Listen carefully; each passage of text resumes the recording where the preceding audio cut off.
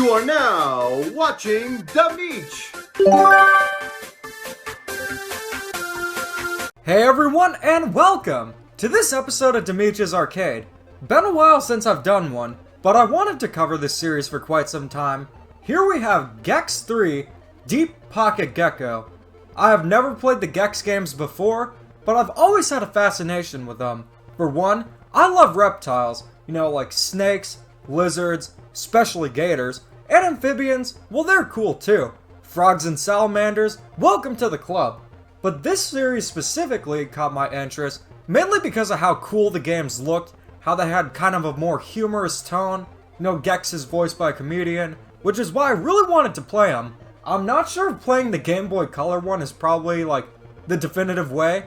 Actually, I know it's not for sure. Should've got the PlayStation ones, but hey, this game looked pretty cool, so we're gonna play some of this. I've played a little bit of it already, but we're not gonna do the password thing because, as you can see, it is a very convoluted and long password, and I feel like you guys should get a fresh take on the game, rather than just having me start from my save point. Yeah guys, we used to save using passwords, which I actually don't remember because DS games use flash memories. Thank God they didn't have batteries. Okay, so one issue I have with the game is that the controls are swapped from what you'd expect in a platformer, where you use B to jump and A for action. Usually it's the other way around. But wow, this game looks really, really good. Gex's animations are amazing, look at that. He's almost like a cartoon character. Reminds me a little bit of Wario's animations in Wario Land 3. Except, this is Gex of course, this is not Wario.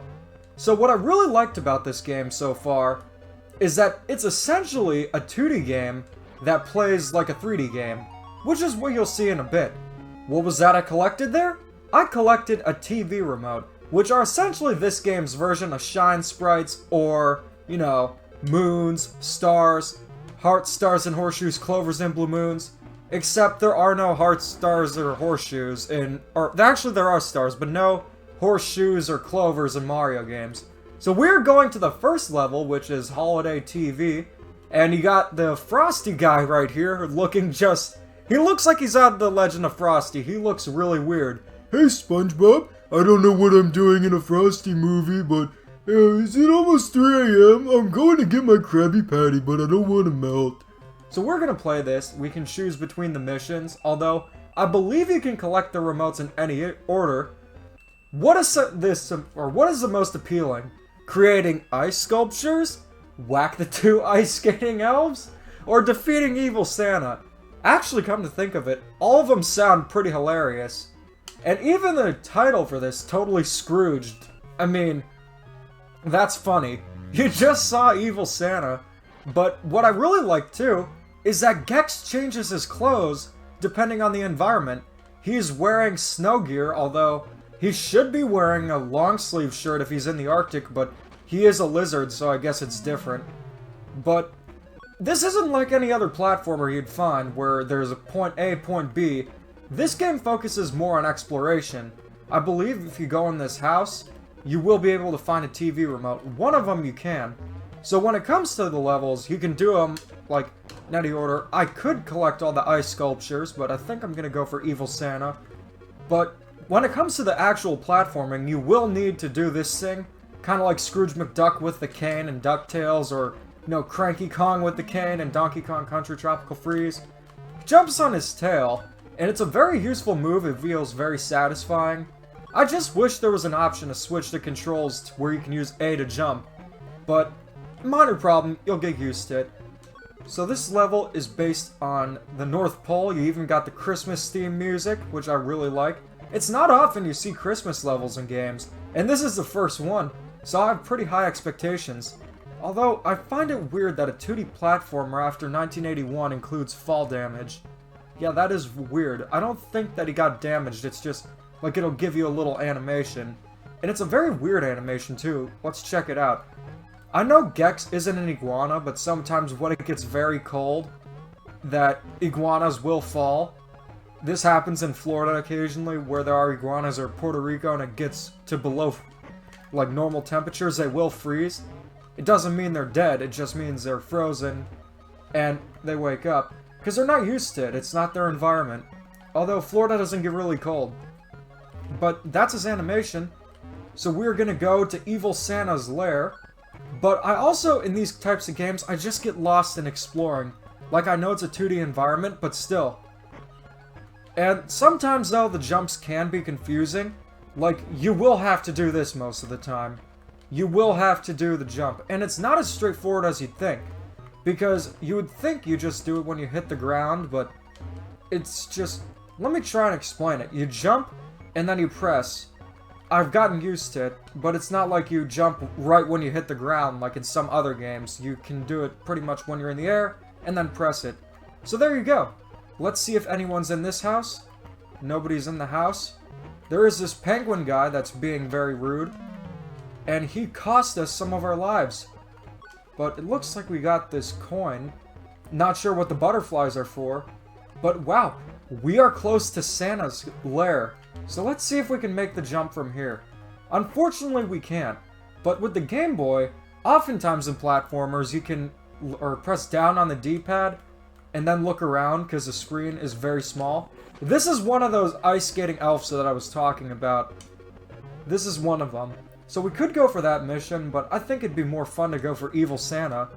Let's look down. Jump. This is one of the houses, I think, where you can get another remote.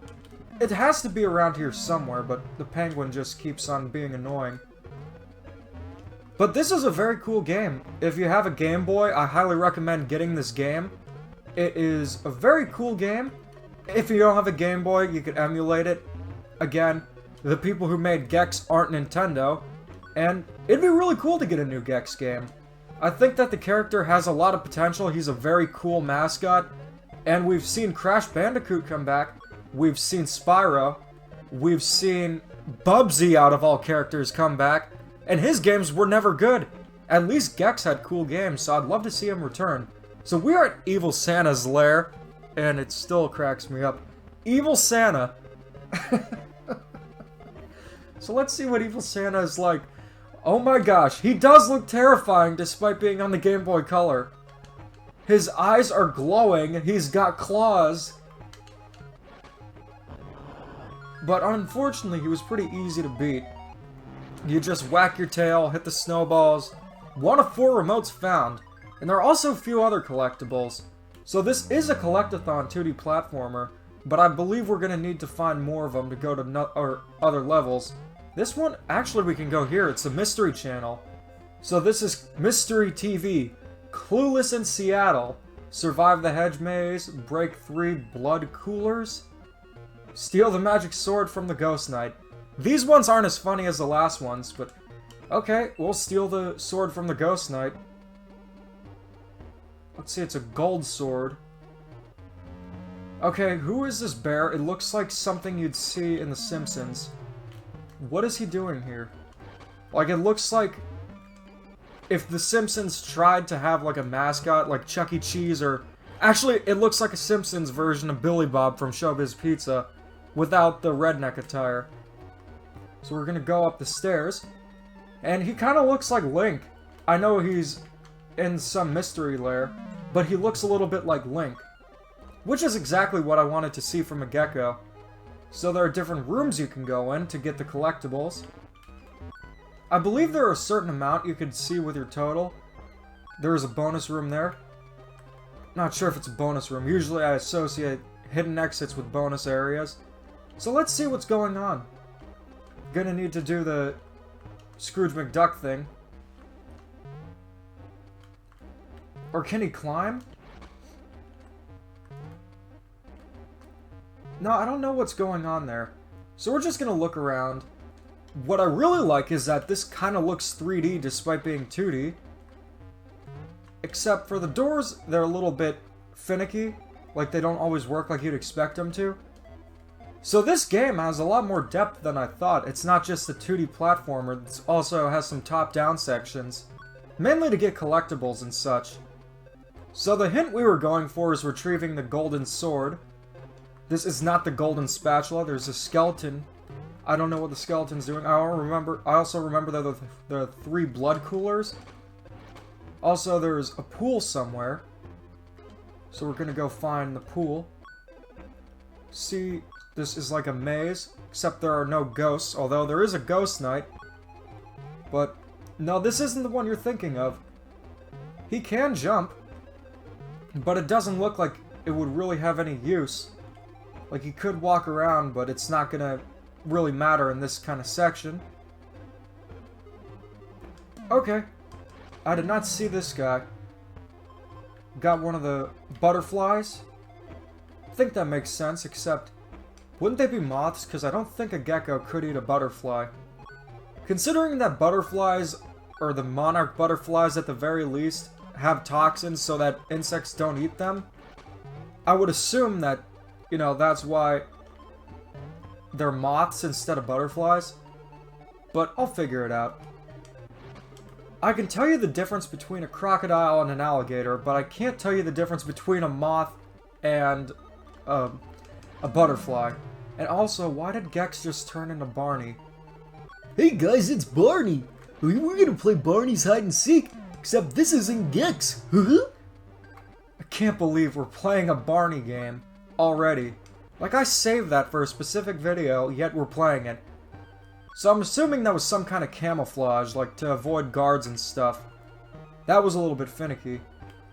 And also, it looks like you have to... Oh, you can run through them. Yeah, some of the hit detection in this game isn't great, but we did get a TV remote. We did get a TV remote, which is cool. One of the 4 remotes found. So overall, so far, what I think of Gex 3 Deep Pocket Gecko, I think this is a very cool game. I think that it does have some flaws, mainly with the controls and such, but definitely the positives outweigh the negatives, and it's a very cool game at the very least. If you're gonna play Gex, I would probably recommend the PlayStation one simply because they're better graphically, and of course they're probably gonna be better gameplay-wise. But if you love the Game Boy and you want something different from your standard platformers, you know, stuff like Mario, Donkey Kong, whatever you play on the Game Boy, Wario Land, although you should play Wario Land because that series is amazing. You should also play Mario and Donkey Kong, but specifically Wario Land, those games are still amazing despite being on systems that are over 20 years old. Yeah, definitely check this game out. Well, anyways, thanks for watching this episode of Demetrius Arcade. I look forward to doing more episodes, and if you have any suggestions, please let me know in the comments. And as always, keep calm and da-da on.